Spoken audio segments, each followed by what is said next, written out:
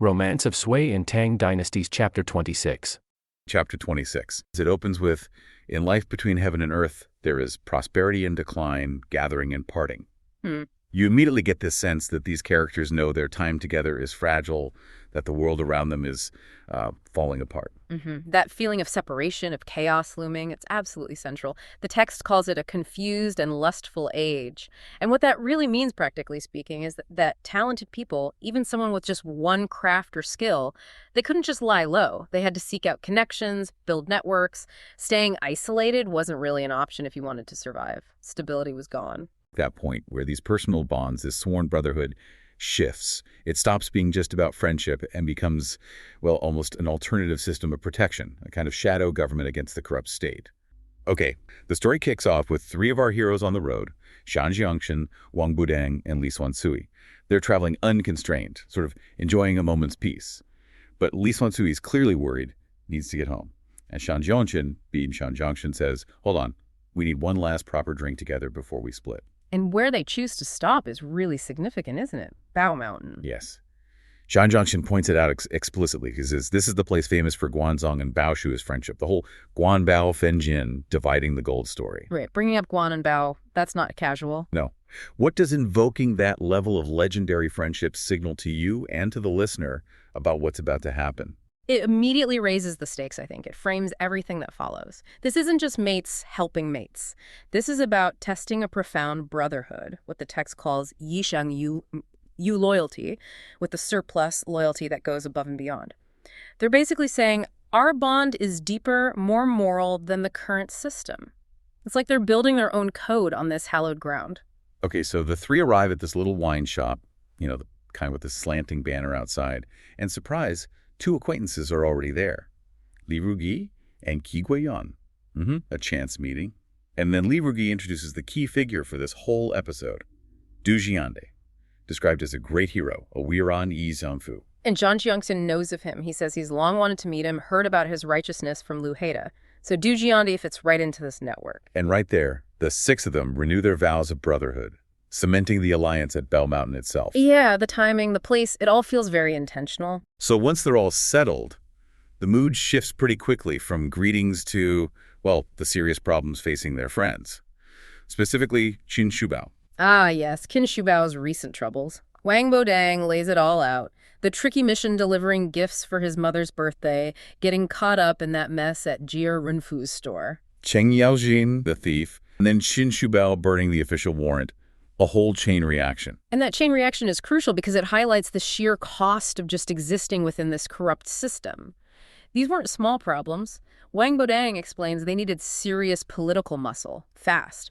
Li Xuansui and Chai Chang had to scramble to get money just to smooth things over, pay people off, so Qin Shubao could walk away. It's staggering.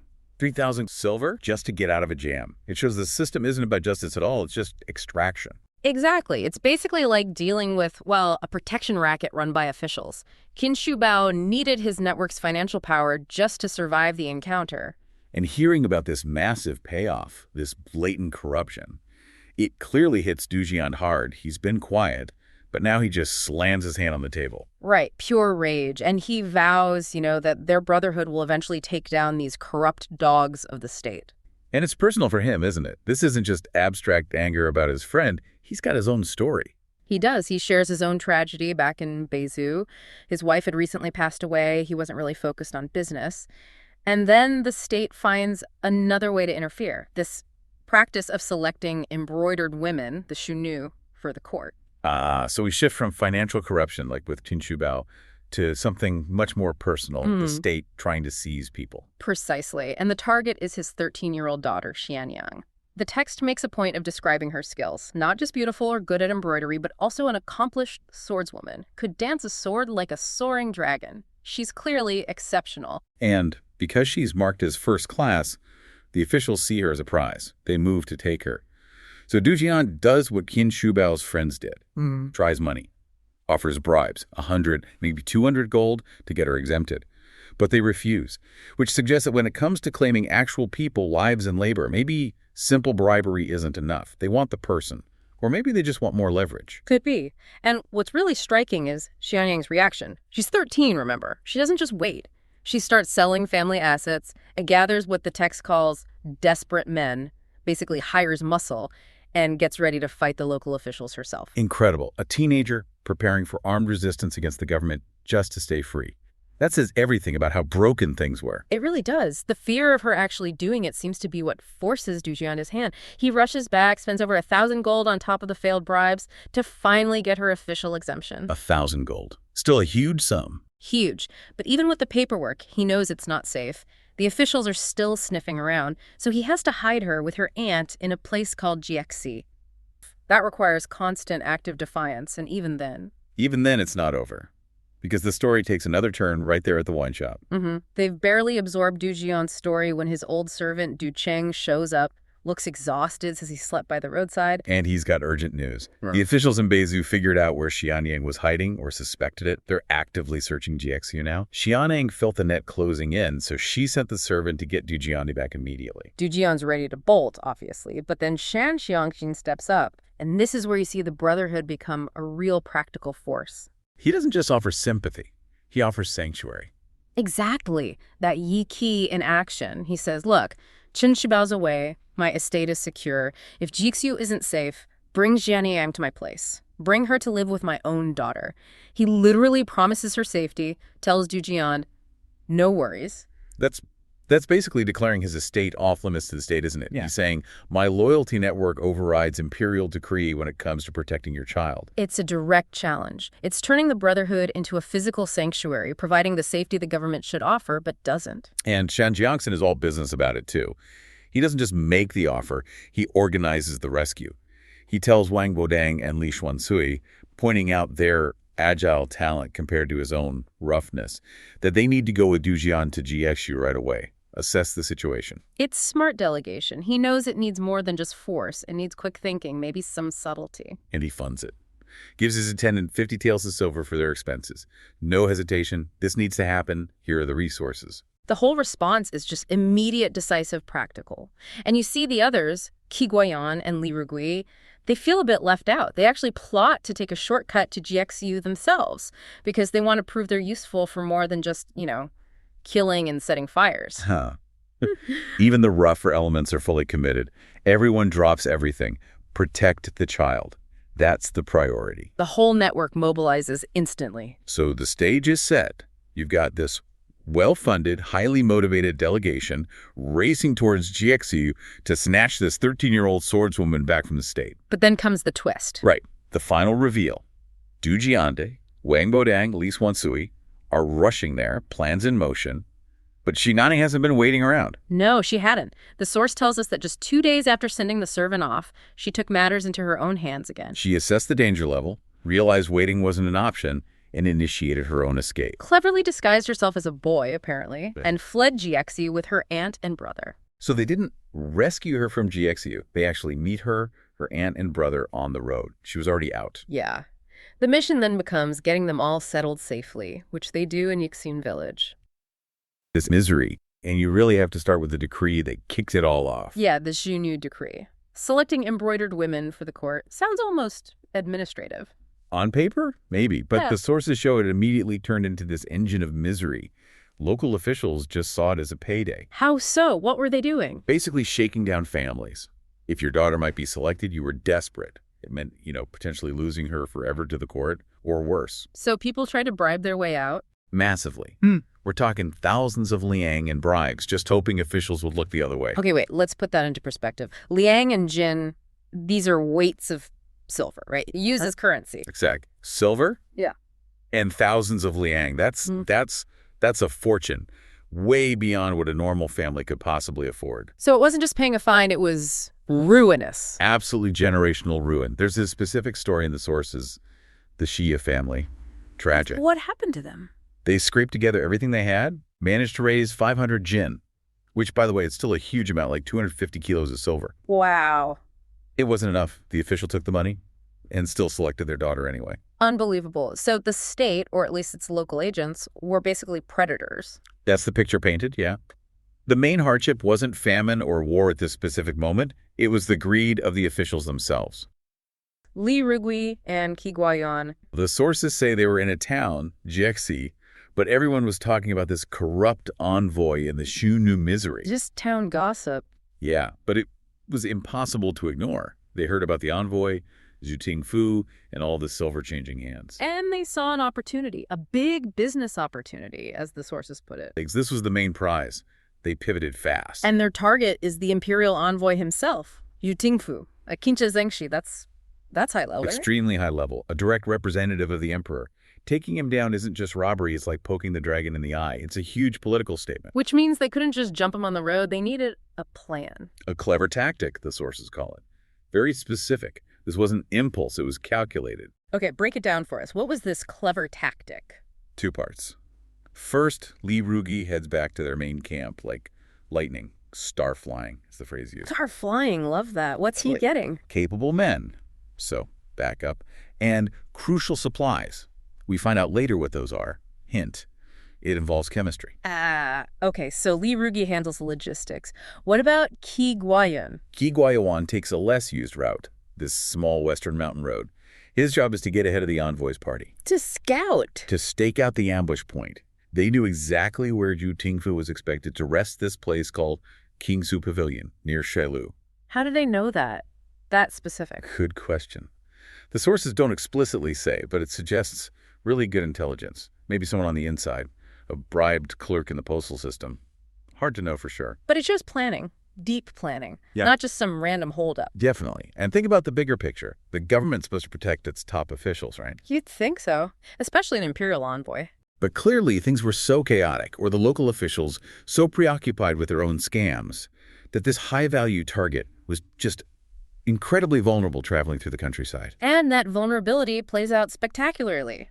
Zhu Tingfu's traveling in style, right? Sedan chair, guards. Oh yeah, slowly, comfortably. Then suddenly this storm hits.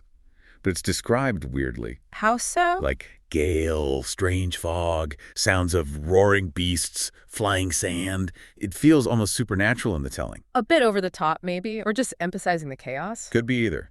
But the practical effect is clear. It forces the whole entourage to scramble for shelter. And the nearest place? Qingsu Pavilion, this little temple with an old monk. Perfect timing for the bandits. So they duck inside. And then what? More corruption? Immediately. Almost comical if it weren't so grim. The local postal commissioner from Yangningzhou sends over this incredibly lavish meal. A dismounting meal. A welcome gift, or? Oh, it's a bribe disguised as hospitality. Roast pork, fat sheep, fancy cakes, even 16 special dishes just for the envoy. Trying to curry favor. And this meal becomes the way in for the bandits. Exactly. Because guess who shows up pretending to be the postal commissioner delivering the feast? Let me guess. Li Rugi. Back from camp already. You got it.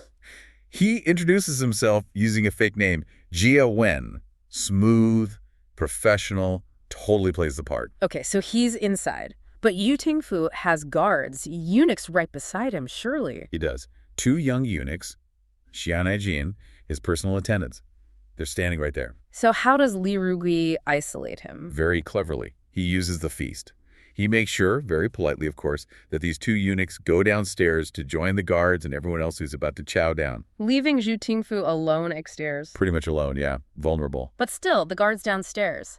How do they take out a whole escort without a massive fight breaking out? Remember those crucial supplies Li Rugi went back for? The ones you hinted about. This is where they come in. It's a 2-part chemical attack, perfectly timed. Okay, tell me.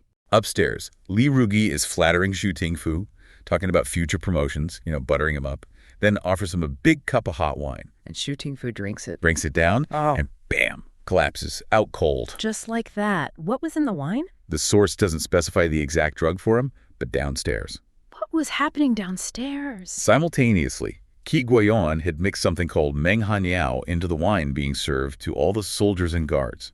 Meng Hanyao. What's that? Basically a knockout drug. Yeah. A powerful, stupefying agent. Fast-acting. So everyone just collapsed. The entire security detail, all the guards, soldiers, attendants, downed the wine and just went lights out. No noise, no struggle, just silence. That is incredibly efficient and terrifying. Utterly professional. Okay. And what happens next shows their focus. Zhu Tingfu is bound, tied up right in his own fancy sedan chair. Do they loot the place? Take the silver plates from the feast? Nope. This is fascinating. They leave everything. The expensive food, untouched, any valuables the guards might have had, they ignore it all. They only wanted him. the high-value political target. They grab the sedan chair with Zhu Tingfu inside, and they're gone. Up the mountain, fast, leaving everyone else unconscious. Just focused on the primary objective, not petty theft. Exactly, which tells you something about their motives already. So Zhu Tingfu wakes up. Where? Bound, inside the sedan chair being carried up a mountain. He arrives at the bandit stronghold. Grand entrance, too. 3 cannon blasts signal his arrival. Welcoming committee, bandit style. Must have been terrifying. And then the big reveal. He's brought before the bandit chief, Li Rugi. But now Li Rugi's not the polite postal commissioner. What's he look like now? Full bandit king mode, sitting on a tiger skin chair, decked out in outlaw gear. Imagine Zhu Tingfu's face, realizing the guy who served him knockout wine is now his captor. The humiliation. Must have been absolute. And Li Rugi doesn't waste time. He lays into him. About money. Ransom. Not at first. It's pure shaming. He calls him a eunuch dog, accuses him of profiteering off the Siunu decree, demands to know why he's extorting poor families. Yeah. He's acting like a judge. So the bandit is playing the moral high ground. Seems like it, initially. He's confronting the corruption head on. How does Zhu Tingfu react? Does he confess? Oh, please. No, he immediately tries to deflect. Says, it wasn't me, it was the local officials, the clerks, the lisu. They were the ones taking the bribes. Passing the blame down the chain. Typical. Textbook. Yeah. But Li Rugi shuts him down hard, calls it talking nonsense, says he's heard the truth all along, basically saying, we know what you've been doing. Implying the bandits have better intel from the ground than the government. That's the implication, yeah. And he threatens him with execution right then and there. But they don't kill him, obviously. What stops Li Rugi? This is where the other leader, Qi Guoyuan, steps in, and his argument shifts everything. How so? Qi Guoyuan says, hold on, let's treat him relatively well. Because this guy, Zhu Tingfu, he's important. He's connected. Connected how? Politically connected. Qi Guoyuan points out they might need his influence later if they ever want to seek Zaon. Zaon, what's that amnesty? Exactly. Amnesty and recruitment by the state. It was a known path for powerful bandit groups or rebels during chaotic times. Basically, turn legitimate. Whoa. Okay, so this isn't just about punishing a corrupt official anymore. Not at all. It's suddenly very strategic. They see Zhu Tingfu not just as a source of cash, but as a potential bargaining chip for their own future political integration. They're playing in the long game, using crime to potentially join the establishment. Precisely. Capturing a guy this high up, ransoming him, and letting him go demonstrates their power, their organization, and their willingness to negotiate qualities the state might actually value in desperate times. Oh, okay, so the immediate goal becomes ransom. How much do they ask for? A staggering amount. Li Rugi demands 10,000 jin of silver. For provisions, he says. 10,000 jin, that's what, 5 tons of silver? Something like that, an absolutely colossal sum. And Qi Guoyuan is standing right there, waving a sword around, just to emphasize the point. Okay, Zhu Tingfu must be terrified now. What does he do? He talks with his 2 eunuchs. The older one, Zhu Quan, gives him some very practical, cynical advice. What is? Pay up. Pay fast. These guys kill without blinking an eye, he says. Your life is worth more than the silver. Sound advice in that situation, I suppose. And this is where we get the smoking gun about Zhu Tingfu's own corruption. How? Because Zhu Tingfu agrees to pay. And how does he propose getting 5 tons of silver on short notice? Where does he have that kind of money? He tells them to collect the silver he had deposited in the treasuries of various prefectures and counties along his route. Wait. Deposited in official treasuries? His personal bribe money? Bingo. He wasn't hiding it under his mattress. He was using the state's own financial infrastructure as his personal piggy bank, stashing his illicit gains right within the system he represented. That is breathtakingly corrupt. It confirms everything Li Rugi accused him of. Absolutely. It's the perfect illustration of how deep the rot went. So Zhu Quan, the eunuch, gets an ingot of silver for his travel costs and is sent off to collect the ransom. What's the deadline? 5 days. Get the silver, or Zhu Tingfu faces the consequences. So Zhu Quan reaches the local officials. What's their reaction? Pure panic. The officials in Yangningsu and Fenzhou are terrified when they hear the news. Worried about the envoy's safety. Well, yes, but mostly worried about themselves. They know Zhu Tingfu is a favored court official. Meaning he has powerful backers. Extremely powerful. The Fenzhou prefect spells it out. If this guy gets hurt or killed on their watch, it's not just demotion they're facing, it's risking their lives and families. So their fear isn't the bandits, it's the emperor. Or whoever Xu Tingfu reports to. Exactly. The central authority, however weakened, still holds the power of life and death over them, especially if a favorite is involved. They know they have to get him back. So they scramble to raise the ransom. They try. They manage to pull 2,000 jin from the public treasury. But the demand was 10,000. Right. The bandits refuse the 2,000. Yeah. Not nearly enough. So what happens? Does Xu Tingfu have to cough up his own stash? He has no choice. Yeah. He's forced to authorize the release of another 3,000 jin of his own personally embezzled silver, the money he had hidden in those official treasuries. So the final ransom paid was 5,000 jin, half the initial demand, but still enormous. Still enormous, yeah. 2,000 from the public purse, 3,000 from his private corruption fund. The bandits basically taxed his graft. And they release him. They release him. From the bandits' perspective, a huge success. They got a massive amount of silver for provisions, demonstrated their power, and maybe laid the groundwork for future Zhaolan. What about Xu Tingfu? Does this ordeal, chasing him, make him rethink his ways? That's the really bleak part of the story, you'd think maybe, right? Humiliation, near-death experience? Yeah, maybe a little self-reflection. Absolutely none. The sources are explicit. After being released, Xu Tingfu became even more arrogant. He apparently used 1,000 stratagems. So even more devious methods to extort even more silver from officials as he continued his Yu Nu selection mission. So the kidnapping just made him double down on the corruption. It seems like the fear and humiliation just fueled his greed and ruthlessness. He needed to recoup his losses and probably reassert his dominance. Wow. So the story starts with systemic corruption causing misery.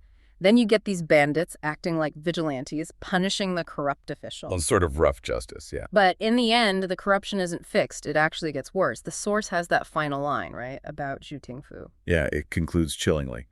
This place produced a greedy wolf, referring to Xu Tingfu. The whole episode just reinforced his predatory nature. So the bandit intervention, it moved money around from one corrupt pocket to the bandits' coffers. Definitely shifted wealth and power temporarily. Established the bandits as a force to be reckoned with. But it did nothing to cure the actual disease in the system. The rot remained, maybe even deepened. Exactly. It highlights the failure of simply attacking symptoms without addressing the cause. The structure that allowed Xu Tingfu's corruption remained untouched.